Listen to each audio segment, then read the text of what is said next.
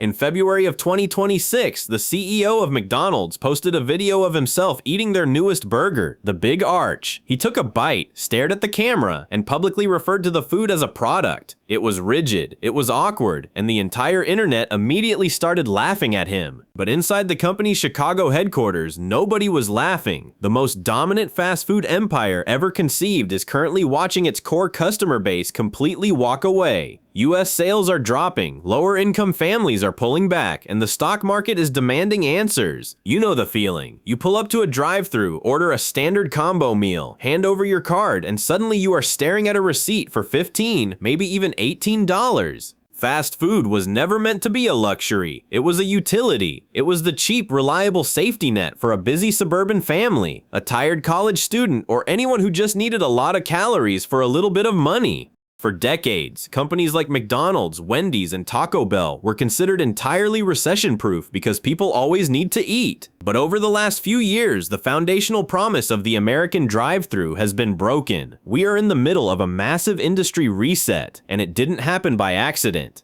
It is the direct result of corporate greed, real estate speculation, and an industry that completely forgot why we ever ate its food in the first place. Before we look at the financial mechanics breaking the industry, you have to look at the physical buildings themselves. If you grew up in the 90s or early 2000s, you remember what these places used to feel like. Pizza Huts actually looked like huts. McDonald's was covered in bright red and yellow paint, featuring nightmare-inducing clowns, escaped convicts stealing hamburgers, and massive plastic ball pits.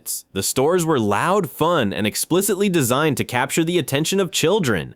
The business model was brilliant in its simplicity. They turned kids into little sales reps who would throw a fit until their parents surrendered and bought a Happy Meal. Drive down any suburban strip today, and you will struggle to tell a McDonald's from a local bank branch. They have transformed into generic, nondescript, boxy commercial buildings painted in shades of gray and dark brown. The play places are gone. The mascots are retired. This visual shift reveals exactly where the industry is heading. Demographic changes mean the core fast food customer is no longer a minivan full of kids. The largest consumers of fast food are now adults between the ages of 18 and 34, a demographic with fewer children and far more financial stress. A ball pit doesn't appeal to them. More importantly, the actual function of a fast food location has fundamentally changed. People are nearly twice as likely to order their food through a middleman app like DoorDash or Uber Eats than they are to sit down inside the restaurant. The dining rooms are shrinking because these buildings are no longer gathering places. They are distribution centers for gig workers. And this leads to the real reason these buildings look so boring today. Back in the 1950s, a McDonald's executive named Harry Sunborn figured out a structural cheat code. He realized that selling cheap burgers was a hard way to make a fortune. But owning the land underneath the people selling those cheap burgers was a gold mine. McDonald's is, in many ways, a real estate empire that masquerades as a restaurant chain. Today, the corporation owns about $40 billion worth of real estate. They own the land under 45% of their locations, and the physical buildings for 70% of them. The franchisee who runs your local drive-thru is just a tenant paying rent. This creates a system where the physical building needs to be as generic as possible. If a franchisee goes bankrupt or a location closes, a weird, novelty-shaped building is hard to lease out. But a gray, boxy commercial property can be flipped to a Starbucks or an urgent care clinic by the end of the month. For decades, this landlord-tenant relationship between McDonald's corporate and its local franchisees was kept in a delicate balance. Corporate made money on rent and royalties, and the franchisees took home a decent 10 to 15% profit margin for running the day-to-day operations. The system worked beautifully until management got greedy, and if you look at the history of McDonald's, they actually have a habit of doing this. They go through a very specific cycle of self-destruction about once a decade. Back in 2002, the company posted its first quarterly loss in history, bleeding nearly $343 million in a single quarter. They had chased rapid expansion, bloated their menu, and let customer service completely rot. The stock cratered to around $12. They had to bring in a new CEO named John Cantalupo, whose entire plan was focused on getting back to basics. He launched the original dollar menu, which saved the brand. Then they did it again. By 2014, millennials were aging up. Fast casual chains like Chipotle and Panera were stealing their lunch, both literally and figuratively. And McDonald's same-store sales went negative. They had gotten complacent, raised prices, and lost their core audience all over again. They went through this exact emergency cycle 3 times in their history. So they brought in another new CEO in 2015, a guy named Steve Easterbrook, and he decided to fix the problem by running a classic private equity playbook. At the time, McDonald's still owned and operated a decent chunk of its own corporate restaurants. Easterbrook decided to aggressively refranchise 95% of those corporate-owned stores. He pushed the stores off the corporate balance sheet and transferred all the operational risk onto the local owners. Corporate collected the rent, skimmed the royalties off the top line, and used the freed up cash to return around $50 billion to shareholders through dividends and stock buybacks. Wall Street cheered. The stock price doubled. Easterbrook got paid handsomely for mortgaging the future of the company. It all went great for him until late 2019, when he was fired for having undisclosed relationships with subordinates. The board eventually found out he lied during the investigation, and the company sued him, resulting in one of the largest corporate clawbacks in US history. He had to return over $100 million in equity and cash. But the structural damage to the business was already permanent. The company was now addicted to short-term corporate profits at the expense of the people actually cooking the fries. Which brings us to the pandemic. Because of antitrust laws, individual franchisees set their own local prices, not headquarters. As the 2020s arrived, those local owners found themselves getting hit from every conceivable direction. Ingredient costs spiked. Labor costs jumped, with states like California eventually implementing a $20 an hour minimum wage for fast food workers. Regulatory costs climbed. These franchisees had signed personal guarantees on their business loans. Their livelihoods were on the line, and because corporate was still demanding its heavy rent and its percentage of top-line sales, the local owners had only one lever left to pull to protect their shrinking margins. They raised the prices. A Big Mac combo that cost $7 or $8 in 2019 crept up to $13 and in some markets pushed past $15. Across a 10-year span, the average price of a McDonald's menu item effectively doubled. This created a toxic public relations nightmare. When a customer pays $18 for a burger meal, they don't get mad at the local franchisee trying to cover their commercial rent. They get mad at the golden arches. Gen Z doesn't just keep quiet when they feel ripped off. They take a picture of the receipt, post it on social media, and show the world that the brand has broken its fundamental promise. Fast food relies on a specific psychological contract. It was supposed to be the opposite of a luxury splurge. It was the place you went when you didn't have time to cook, or when money was tight and you just needed to feed your family without looking at your bank account. By allowing prices to drift into the territory of a sit-down meal, McDonald's found itself in a commercial dead zone. The food is not high quality enough to justify a premium price tag like you might pay at a Shake Shack or a local burger joint.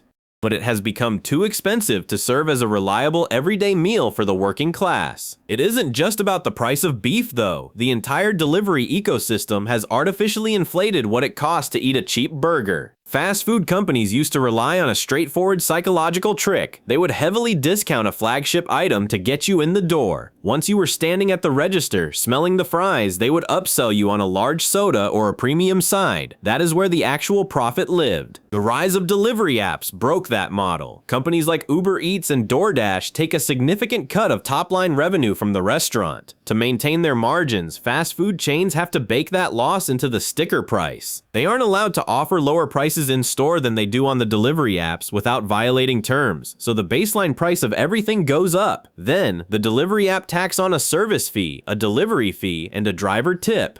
A $10 meal now costs $23 to arrive lukewarm at your front door. To obscure this reality, chains have turned ordering food into a stressful math test. If you are willing to download the specific company app, create an account, surrender your personal data, and navigate through a labyrinth of daily digital coupons, you can still piece together a reasonably priced meal. If you just walk up to a register or tap a picture of a burger on DoorDash without checking for deals, you pay the premium penalty. This setup extracts maximum cash from the wealthy or the lazy while forcing budget-conscious customers to jump through digital hoops. This pricing game might have worked if the broader economy had stayed steady, but the American consumer is stretched to the breaking point. Credit card debt has crossed the $1 trillion mark. Student loan payments have resumed.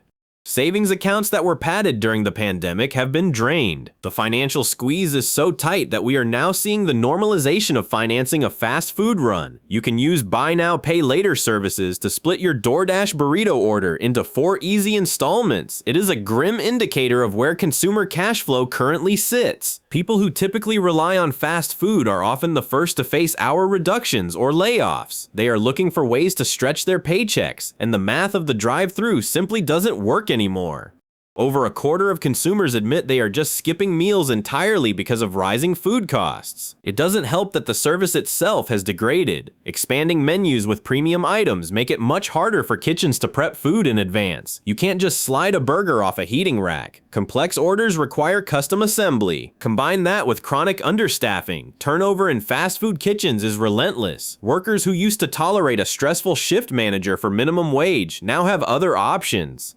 Many would rather drive for a delivery app, answering only to an algorithm on their own schedule, than stand over a hot fryer for the same pay. If you are going to spend $15 and wait 15 minutes in a drive-thru, you might as well go home and make a sandwich. As if the economic pressures weren't enough, the industry is facing a new existential threat that no one modeled in their financial forecasts a decade ago. The rise of GLP-1 medications like Ozempic and Wegovy is fundamentally changing consumer habits. By 2024, 15 million Americans were using these medications, with projections expecting that number to swell past 25 million shortly after. Fast food is engineered in a laboratory to hit specific pleasure centers in the human brain. We are genetically wired as a species to seek out salt, fat, and sugar as a survival mechanism. Brands built multi-billion-dollar empires by providing those exact triggers in cheap, colorful packaging. But these new drugs rewire those cravings. They quiet the food noise and suppress the exact biological urges that make a person crave a late-night carton of French fries.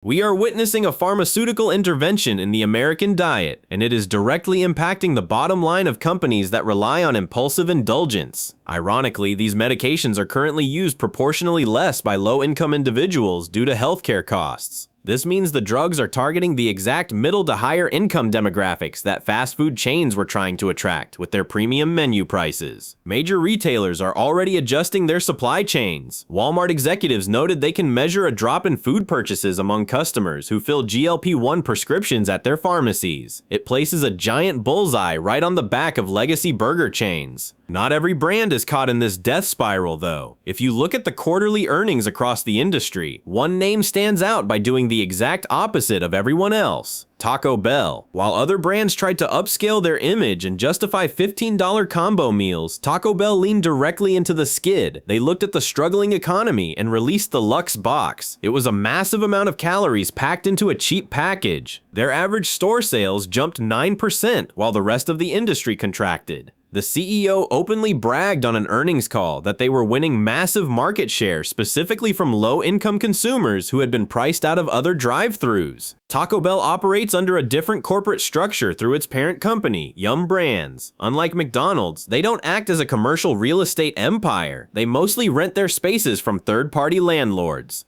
Without the pressure of maintaining a massive real estate portfolio, they simply focus on finding cheap locations with high foot traffic and selling the most volume possible. They remembered the original assignment. Up in Chicago, the executives at McDonald's headquarters realized they had pushed the American consumer too far. For the third time in 3 decades, the company had to publicly admit defeat. To stop the bleeding, they rolled out the $5 meal deal: a McDouble or McChicken, fries, nuggets, and a drink, all for $5. It was a desperate attempt to rekindle the magic of the old dollar menu and win back the working class families that abandoned them. But because of the system Steve Easterbrook built years ago, corporate doesn't own the stores anymore. They can't just force a price cut. They had to go to their suppliers, beg for subsidies, and convince angry, financially strained franchisees to take a margin hit in order to offer the deal. The $5 deal started to bring some foot traffic back, but the dynamic has permanently shifted. The trust is gone. The pandemic changed how we live live. We are spending roughly 80 more minutes inside our homes each day than we did a few years ago. The daily commute, the prime time for picking up a breakfast sandwich on the way to the office, has vanished for millions of remote workers. People are simply cooking at home. On an individual level, this is a fantastic shift. Preparing your own meals is fundamentally better for your health and your wallet. But from a macroeconomic perspective, the struggles of the cheapest restaurants in the country should be setting off alarm bells. These chains are the second and third largest employers in the United States.